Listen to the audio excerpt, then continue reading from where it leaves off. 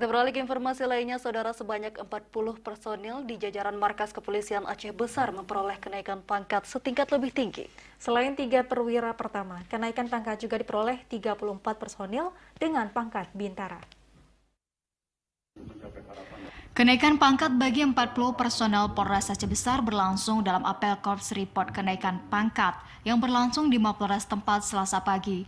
Selain pangkat Ibtu ke AKP, 2 personel yang sebelumnya berpangkat Aibtu naik pangkat setingkat lebih tinggi menjadi Ibda. Adapun 20 orang personel naik dari Bribka ke Aibda dan 15 personel naik dari Brigadir ke Bribka, sementara personel yang naik dari Bribtu ke Brigadir sebanyak 1 orang. Kenaikan pangkat diharapkan dapat menjadikan personel Polres Aceh Besar semakin profesional. Hal ini karena momen kenaikan pangkat dinilai bukan hal yang mudah untuk dicapai, melainkan dengan serangkaian penilaian. Untuk itu, kenaikan pangkat juga diharap mampu menjadikan personel Polri semakin siap dalam mengemban beban tugas yang semakin kompleks. Kenaikan pangkat ini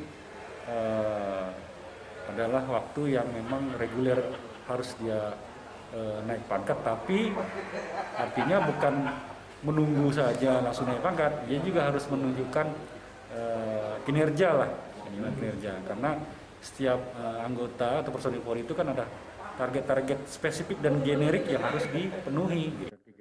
Pandemi yang mewabah membuat upacara Korps Report kenaikan pangkat di jajaran Polres Aceh Besar terpaksa ditunda. Kegiatan yang semestinya digelar 1 Juli atau bertepatan dengan HUT Bayangkara ini terpaksa ditunda akibat kesibukan Korps Bayangkara dalam menyukseskan program vaksinasi COVID-19. Berlangsung dengan menerapkan protokol kesehatan, apel turut dihadiri sejumlah pejabat utama di jajaran Polres tempat. Dari Aceh Besar, Arman Konadi, TVRI Aceh melaporkan.